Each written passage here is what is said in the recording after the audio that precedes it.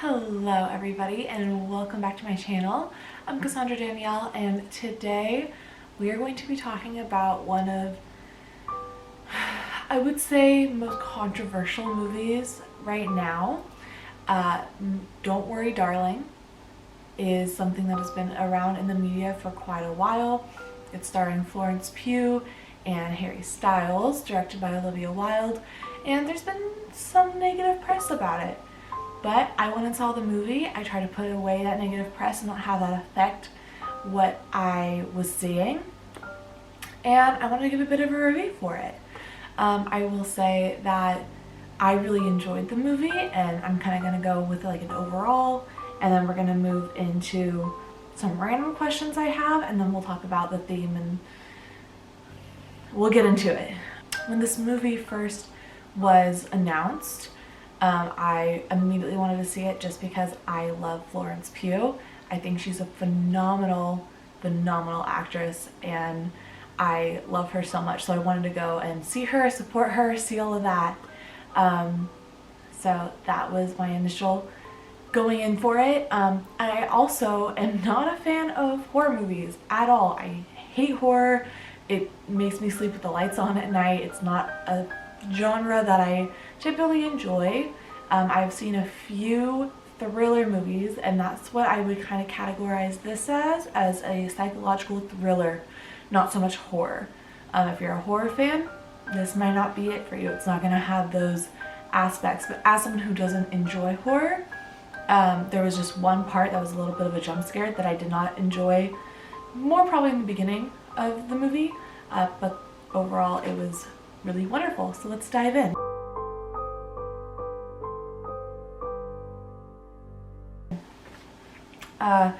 Starting off with performance-wise, Florence Pugh killed it. Flo's performance was incredible. She was so emotionally vulnerable the entire time. She was, it was incredible.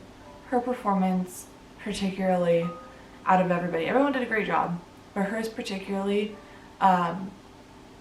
was so insightful. Maybe that's not the right word, but it was very insightful. She really carried this movie. She really did. This movie would not have been the same if a different person was playing Alice, her character. She carried this movie on her back. The performance-wise and all the other actors in it did a great job. They held their own, but the story was riding on her. She carried this film, and it would not be as good as it is if she was not in it. Olivia Wilde did a fantastic job directing it. I really enjoyed the shots that she used. It was very cinematic, and it really felt like an old film. It really did. It was so beautifully put together. It was you could tell how much thought she had put into it. It was very methodical in the shots that kind of split up the scenes. And it was just gorgeously done. She did a fantastic job with it. I will also say I really appreciated her, and I know she came out and talked about this a bit herself, but I really appreciated her in the love scenes showing female pleasure, because growing up a lot of the time it was making the men happy, seeing men in sexual positions, and it was never focused on the female. It was always focused on the male. So seeing her partner be so into giving her pleasure than trying to get it for himself was really refreshing. And being someone in their early 20s, I've never seen that on screen. That is not something I've ever seen represented, ever. It's always been about giving the men pleasure and not having it for yourself. So I really appreciated that. I thought that was a really cool thing to see on screen. The next thing I want to talk about is, I think, something that has been a big part of the negative not reviews, but the negative stigma around this movie is Harry Styles. Knowing he was in this movie, actually made me want to see it less. If Florence Pugh was not in it, probably would never have seen it. Just that, okay.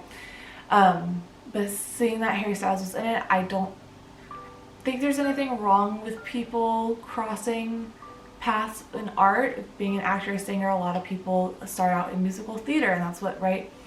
But he has made such a name for himself in music, and the bits and pieces that I've seen of him in TV and film, which is basically iCarly when he was like a teenager, and I made fun of him to all of my Wendy stan friends because it was awful. The acting was horrid in that show on his part. And then at the very end of The Eternals, which is I'm a big Marvel fan, but that was a Marvel movie that I absolutely despise, and I didn't think there was any reason for him to have that part. There was no reason for him to join that universe.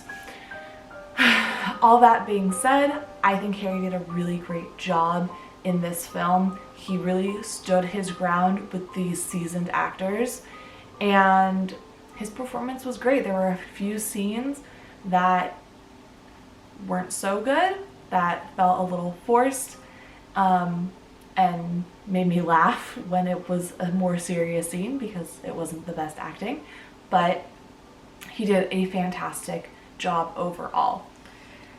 So then I've got a few random questions, and if you see me looking down, it's because I have my notes in my lap. Nick Kroll, what you doing, bud? There was no reason for him to be in this movie. He's a very comedic actor. Why? Not that I didn't enjoy seeing him, and not that he didn't do a great job in the small part that he had, but why?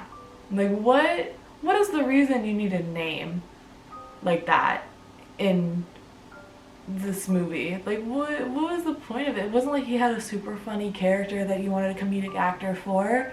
Like, anyone kind of could have played that role, and the main names you have are Chris Pine, Florence Pugh, and Harry Styles, and Olivia Wilde, obviously. So you don't need these small side characters to be known actors, right? Like, I don't know, just why? The next question I have is, why could some people be British but not others? Like, Harry Styles and Gemma got to keep their accents. They got to have their British accents in this movie, and there's no explanation for it. Not really. I mean, there's kind of one for Harry, but like, but his explanation also is like, well, why couldn't his wife also have a British accent? Like, there's nothing that makes it so she has to be American. So why couldn't Florence Pugh keep her accent? Like, it just makes this already incredibly emotional character, this emotional movie, like, it makes it harder for her when she can't just speak, when she has to be focused on using a different accent. And she's fantastic, her accent was great, but there were some times in the movie where she got super heated that her accent came through. So, and not a lot, but there's like certain words that it would come through on. Because again, she's heated, she's in the moment, she's acting, she's doing her job, and in the back of her mind she has to be doing this other accent. So what, yeah, that's kind of where I'm at. Like, why could some people have an accent and other people couldn't? There's nothing that makes it so. And then I also just want to talk about, this isn't random, this should have been in the earlier part, but the costume and set design was amazing. I love period pieces. I think they're super fun. Like something like The Queen's Gambit. Like, I loved that show. Not so much for the story. I mean, the story was great, the acting was great, but the set design and the costume pieces and all of that stuff was so cool. And I got that feel with this movie too. A lot of it is all 50s. So the cars and the way the houses, the set designs, and their costumes, just everyone, like every little piece and detail in the hair and everything was gorgeous, gorgeous, gorgeous. I loved the creative minds behind all of that. I thought it was wonderful. So now we're going to get into some of the heavy stuff. We're going to talk about the theme of the movie. Something I want to say too is that there's not going to be spoilers here. I'm not going to really, if I am going to say something, I'll let you know beforehand, and I'll put something over here saying where to skip to. But yeah, let's dive into the theme. So the main theme of this is female oppression and having basically men having control over their women. And because it is set in the 50s, in this era where that's kind of what the norm was, the men would go off to work, the women would stay home, they would take care of the children, take care of the house. That was their role. And this is kind of shoving women back into that. And it's about not having control of your own life and really gripping it by the steering wheel and making it your own. But you need to be able to recognize it, and that's the next part in this, is you need to question everything. Like, if you have a specific way of living, question why it is. Why do I do this? Why do they do this? Why? Question everything that's happening around you. Question other people's way of life that are similar to your own. Talk to them. Have conversations with them about what they think. You need to question life.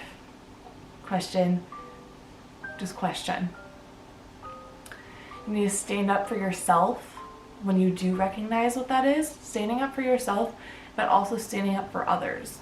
Because some people aren't going to be able to come to the recognition that you were able to, and they need help finding that. And just because they don't recognize that something is wrong doesn't mean that something isn't wrong. So if you have the power to stand up for yourself, you can also stand up for others. Going into that is that we're stronger than we think we are. When there's I said no spoilers. In the movie, there's a point where Alice, Florence Pugh's character, discovers something, and she is then brainwashed into going back into what she had believed before, kind of like a reset. And she is so strong in how she feels and how much she discovered that it didn't work, that she was able to fight through the walls that they put up in order to remember, to know what was right and wrong. It also has to do a lot of toxic masculinity. A lot of this movie, especially in the beginning,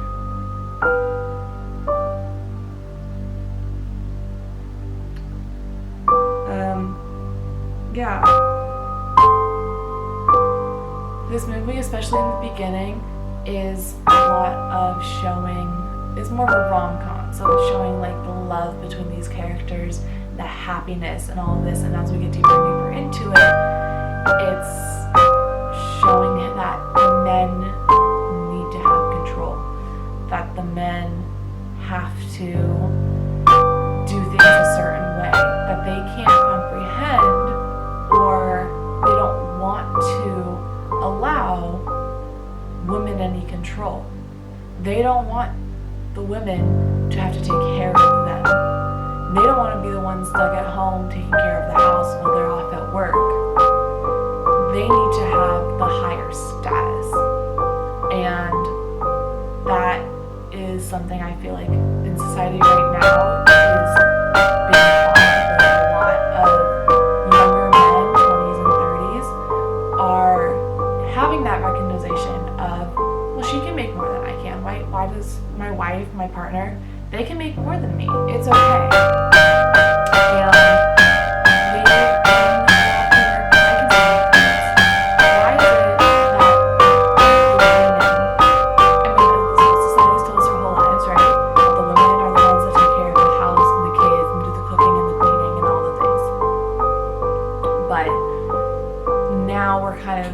transitioning into women are people. And this movie, though set in a 50s era, the movie is not set in the 50s, though that is what is shown. It's not set in the 50s, and we'll see, which I'll get into in a little bit, in the deposition, it kind of explains that and how toxic masculinity plays into where they are now. So in the beginning, I kind of mentioned it's very lovey, there's a lot of happiness and joy, and you see these friends together and the way that they live and the love they have with their partners. You're immediately immersed into their world. And that goes on for a while. They kind of just make sure that you are very fully aware of what's happening in this space, in what they see. And then somewhere in the middle of the movie, they do the deposition of showing how they got to where they are now. And I thought that was a really smart move, because they didn't have to do it that way. They could have started the story at the beginning and told it all the way through, but they kind of threw us in the middle. And then in the middle, we go to the beginning. And the way that transition happened was beautifully done, because it was done when she was having her recognition of what her life was before where she is now. And it mirrored. So she was recognizing that this is what happened over here, and they are showing us at the same time that she's recognizing it. So we are kind of going through everything with her eyes. I will say that it's a little slow in the beginning. It plays a lot into the rom-com aspect of, here's this world, here's what's happening, la la la la la, here's this story. And I think a lot of the negative reviews are coming from that, because it could be considered slow. I really enjoyed that aspect of it. I'm a lover of rom-coms. I love movies that kind of don't have to be go, go, go, go, go. And I think a lot of people that like horror movies and like thrillers are in that mind space of, it needs to be fast, it needs to be going, it needs to be. So I think that's where a lot of the negative reviews for this is coming in. And the amount of love that they show that these two characters, Flo's character and Harry's character, have for each other really makes the ending that much more heart-wrenching, because I'm not gonna say what happens, but you're already torn apart inside by what is happening to her, and then this incident that happens, and because you know how much love they had for each other and still do, she has to go through all of these things at the same time, it just makes the ending that much, it just makes it that much sadder. I will say also, I think a lot of reviews are coming in about they don't like the ending, that it's not, I don't know, like, it doesn't resolve anything, and I fully disagree. I think that the end of the movie resolves everything, and I want to see more. Again, I don't want to give spoilers, so I don't want to say what happens, but the very last, like after it goes to black and the noise that happens, that's everything you need to know. It's everything you need to know, and now I want to know more. I want to see, but it's not gonna be a thriller. It's not gonna be a horror movie. If they continue that, it's just gonna be a drama. If they continue what happens next, it's just a drama. It doesn't have anything to do with this world. It's a completely different movie, completely different story. The only thing that would be the same is the characters, and even that is kind of different because of. Just go see it. Go see this movie. See it for yourself. See what you feel about it.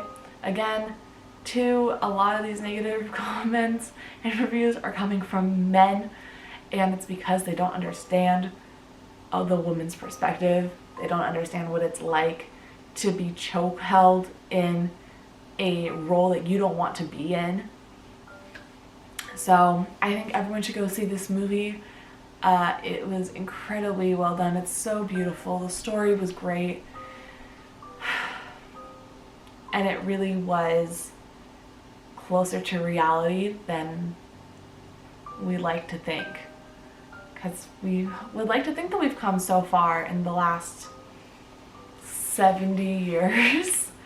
And we have, but there's still a lot of similarities and a lot of people not wanting to change. So, just some thoughts. Genuinely, I hope everyone goes to see this movie. Yeah, so thank you guys for watching. I hope you enjoyed my review, and I'll see you guys next week. Bye!